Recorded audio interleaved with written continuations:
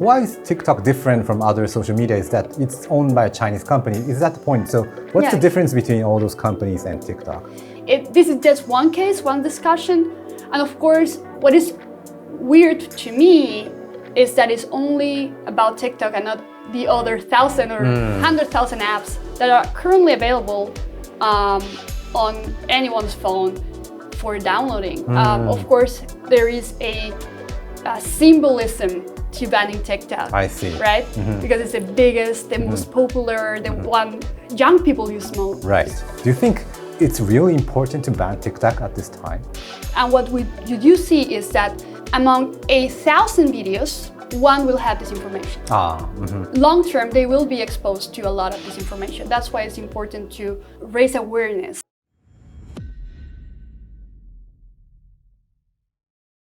So Sasha Hanig, welcome to PIVOT.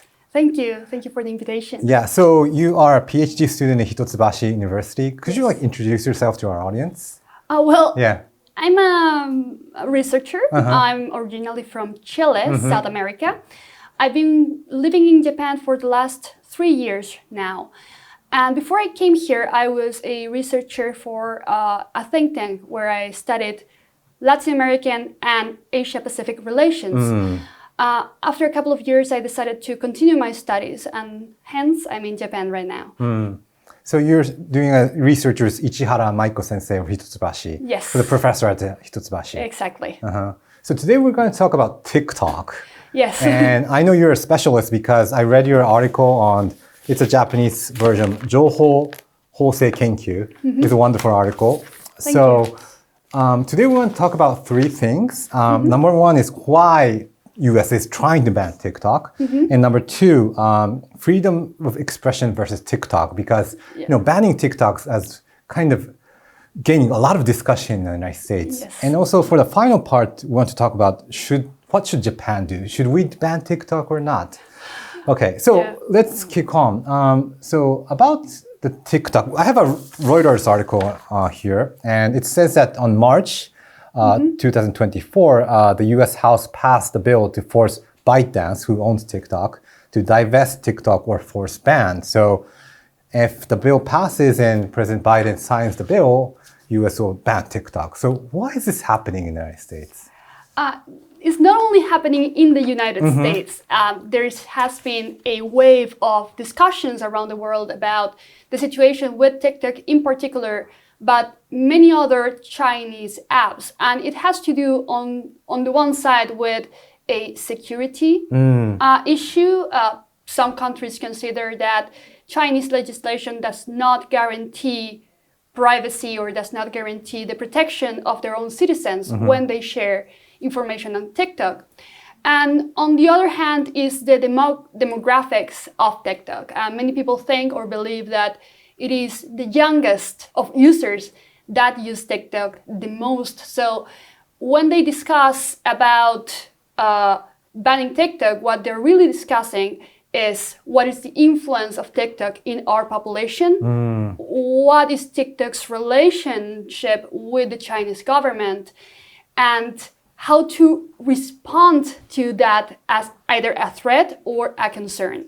So if you look what has happened in Europe, for example, they had not been so drastic as the US is being right now. What they're doing is, okay, so we do not know whether TikTok will be used by the Chinese government, but as a precaution, we will prevent our public officials from using TikTok in their work phones, right? And that has been the trend in the European Union, but also in many other countries, including the US last year.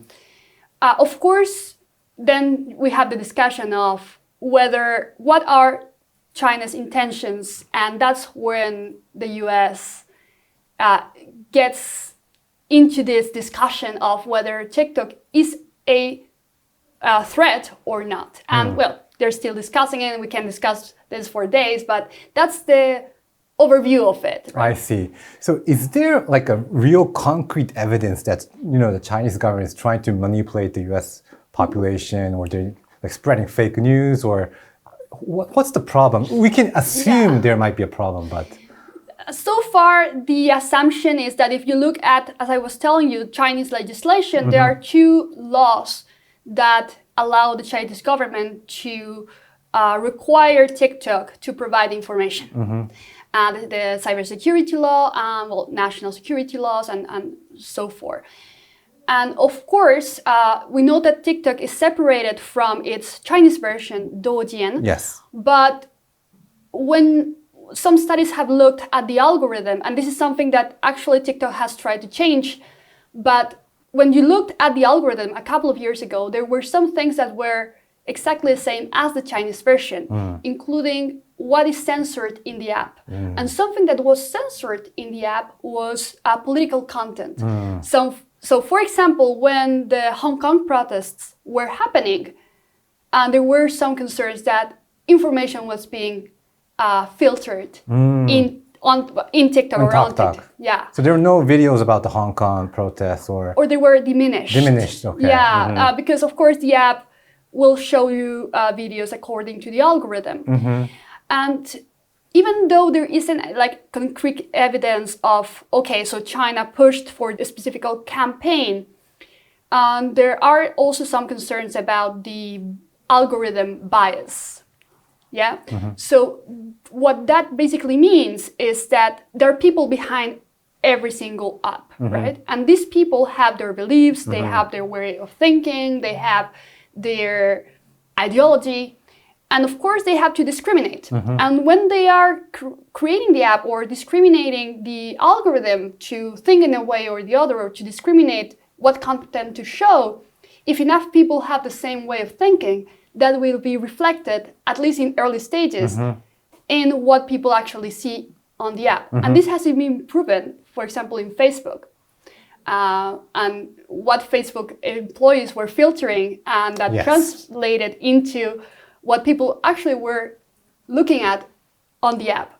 So we have reasons to assume that that also might be happening on TikTok. True. So you mentioned about the content side. So maybe in the future, or even now, maybe TikTok is trying to not show the content about like maybe Taiwan, Hong Kong, or human rights issues. So that's a problem. And another problem I have heard in the discussions about privacy. So when we open a TikTok account, we like give away privacy to ByteDance.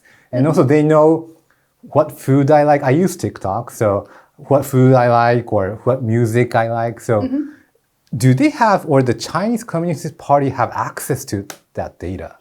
That's the question. Of course, when you're talking about an authoritarian country, there is always a doubt, right? We will never know exactly, because no government is going to go out and say, oh, of course, I'm looking at this information, of course. That doesn't actually happen. What has been revealed, for example, in the European case, it was revealed that one of the leading figures at TikTok Europe declared that information was actually going towards Singapore and China. And that happened a couple of years ago. And of course, this doesn't happen in the US because legislation on privacy and data in the US is, I would say, not as tight as in Europe.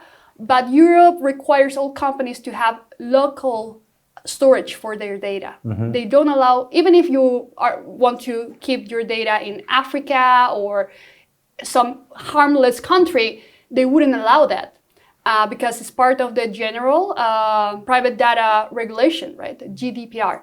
So according to that, TikTok had to change their way of their structure in Europe. And that's something that actually has been discussed in the US as well, even though the legislation currently in the US doesn't have as many issues as the European one when it comes to who holds the data and where is that data stored. So that's the point. So why is TikTok different from other social media is that it's owned by a Chinese company. Is that the point? Because, you know, even Facebook, Twitter, Instagram, they take away all our data. So what's the difference between all those companies and TikTok? Well, that's the question, right? In the beginning, the idea of letting TikTok in was, well, this is just one more competitor against Instagram, Facebook, and YouTube. To say like the the most common ones, right? But of course, as I was telling you before, the role of the Chinese Communist Party in their private sector is much more active than, for example, what the US could do towards the I don't know, the Facebook app or Instagram, right? So because that was a concern, countries started to do a little bit of pushing against TikTok, right? I see. That's the main difference.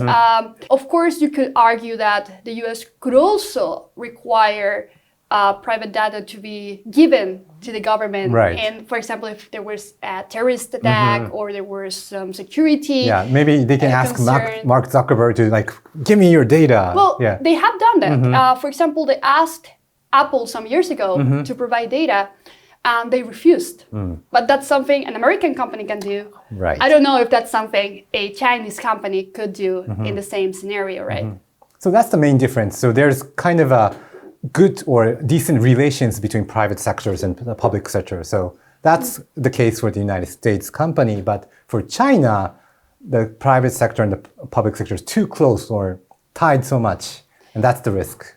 I mean, there are some regulations in China that require the Chinese Communist Party to be present at the board of directors. And we have seen some tensions between the private sector and the public sector in China in the recent years.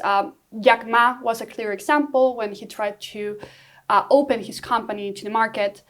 And we see it one and again and again. But of course, that doesn't mean that we shouldn't be worried about what Facebook is doing or what Instagram is doing or what YouTube is doing. This is just one case, one discussion. And of course, what is weird to me is that it's only about TikTok and not the other 1,000 or 100,000 apps that are currently available on anyone's phone for downloading. Of course, there is a symbolism to banning TikTok. I see. Right? Because it's the biggest, the most popular, the one young people use most. Right. I don't want to take sides, but when I look at like the CEO of TikTok or ByteDance in the United States, he's trying to present him like it's an American company. You know, he's from Singapore. He's studying at American University, and he's talking about like Project Texas. That TikTok in the United States is trying to keep data safe. They respect privacy. What do you think about like Project Texas and all the other, the statements from the CEO? Yeah. Well, they have tried to do the same in Europe with Project Clover, I think it is. And of course, there are thousands of people behind the app. I think no one wants to have 100,000 people or 5,000 people getting, sacked just because the government takes a drastic decision. And of course, they have to defend their interests and they have to defend the company they work for. Now, it is true that TikTok and Douyin both are owned by ByteDance, but they are not located technically in the same place. If you look at TikTok, I think it's the Virgin Islands or something like that they are, legally founded. But of course, there will always be a considerable doubt about what actually will be TikTok doing with the data.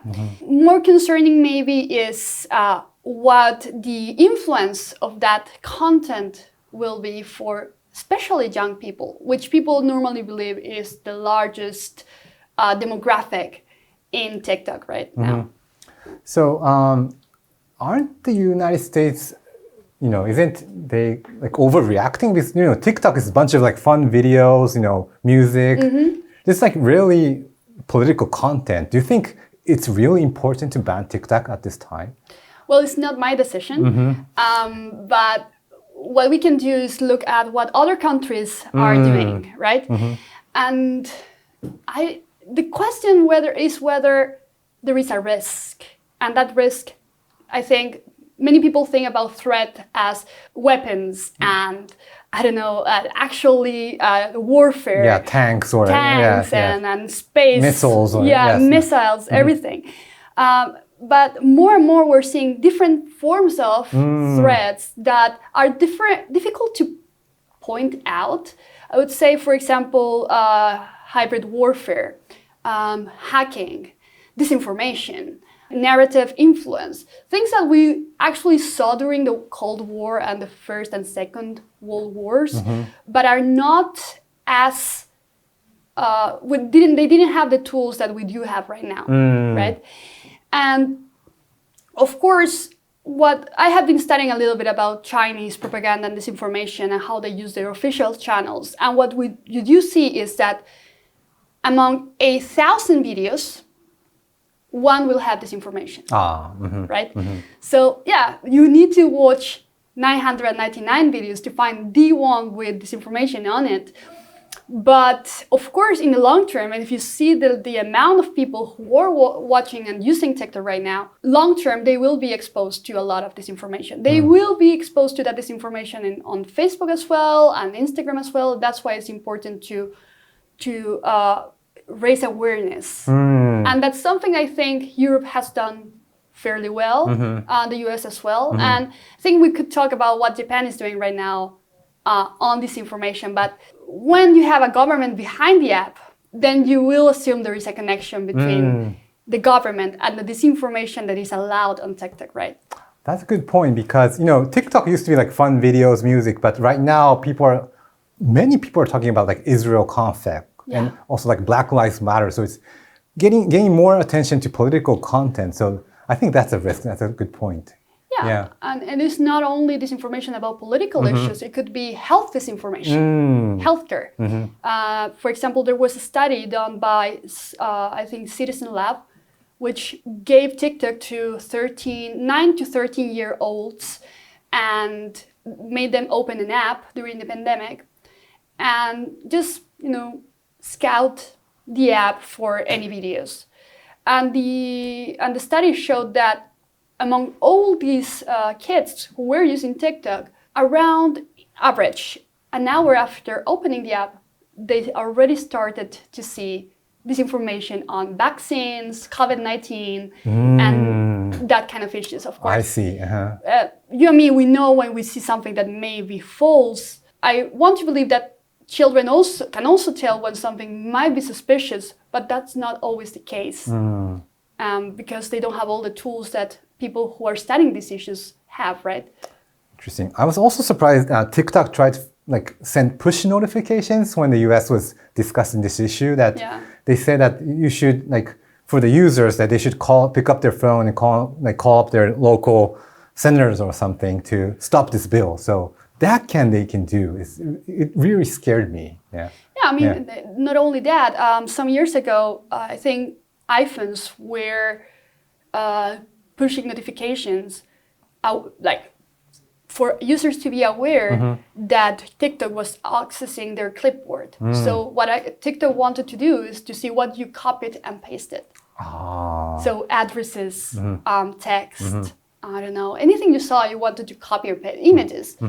And that most of the apps that use iPhone do not do, or they ask you. For example, bank accounts, sometimes they will ask you to copy and paste because for them it's useful to copy the bank account details and just paste them all at the same time.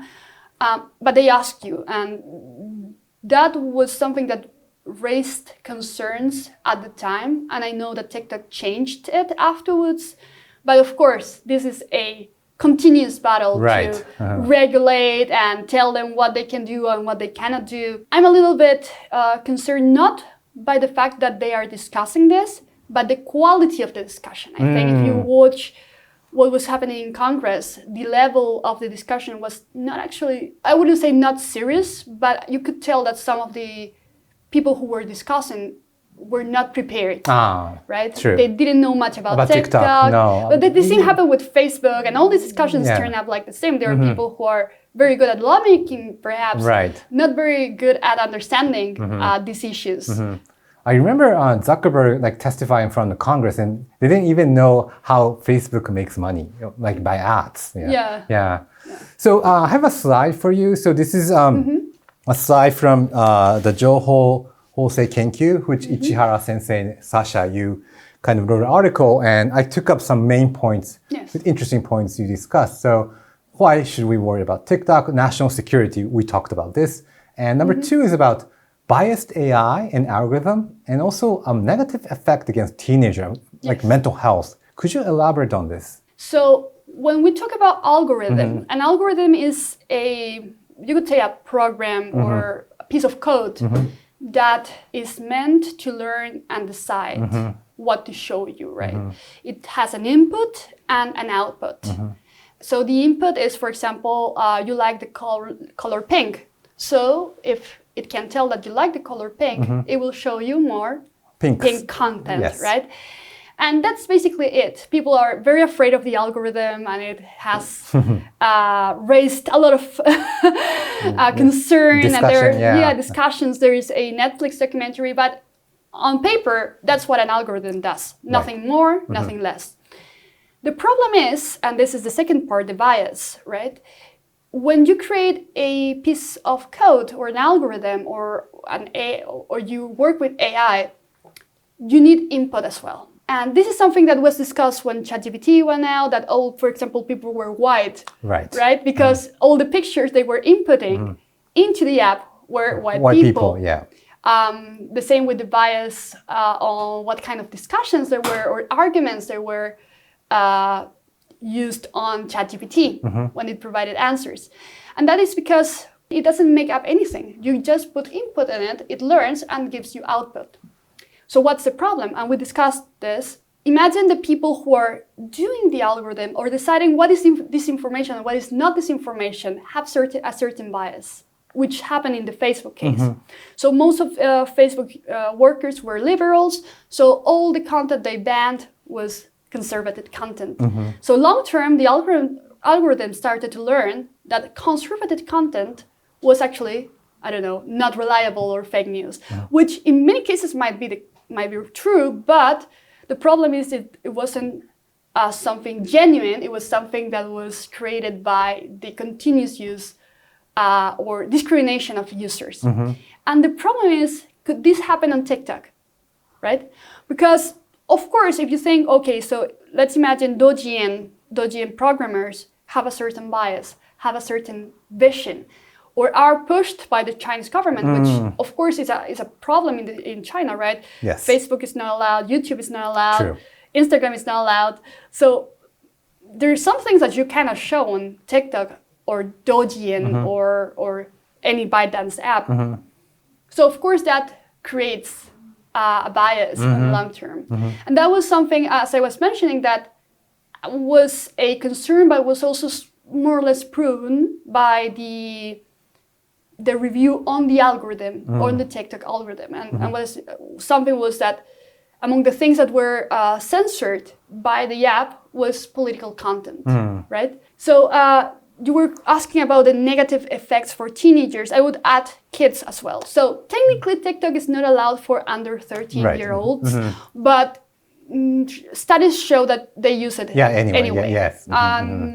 Which also happens with Instagram. So I mean, I know kids that are 5-year-olds who use TikTok, right? And I don't think that's a surprise. The problem is that the form of content on TikTok, which is short video content, long-term can produce short attention span and also some kind of psychological issues. Anxiety. It also depends on what kind of content you watch.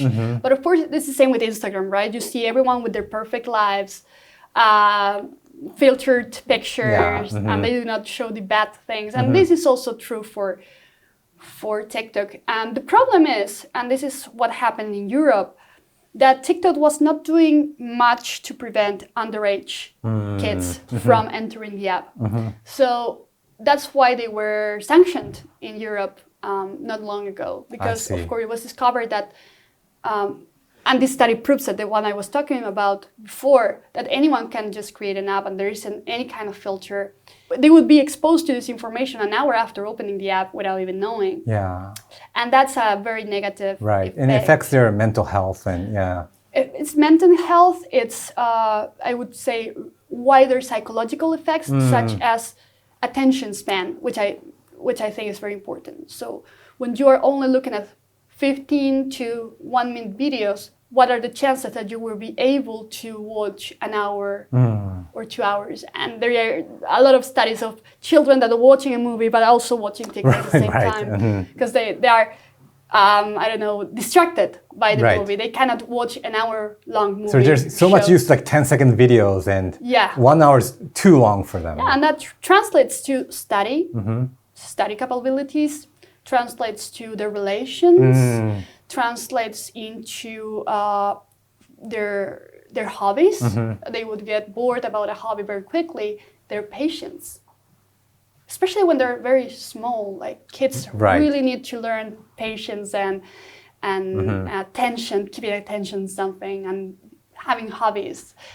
And well, that's something people really talk about when they discuss TikTok, which has nothing to do with the security concern we were talking about before, right? So do you think banning TikTok will like take away people's like platform to express themselves? If they upload the same video into Instagram or, let's say, any other platform, they would still be able to express themselves. It's just that a lot of people on TikTok have a lot of followers. And that's what is concerning, that their source of income is going to be diminished, that their following will have trouble finding them in other apps, that communities that have been built up on TikTok will be just disintegrated, right? And those are discussions that are important that I think people should have. That is true, and that is something the US should talk about more. So having that said, so what should Japan do? It's not as developed as it has been, for example, in the European Union or even the United States. So that's the first discussion Japan could have.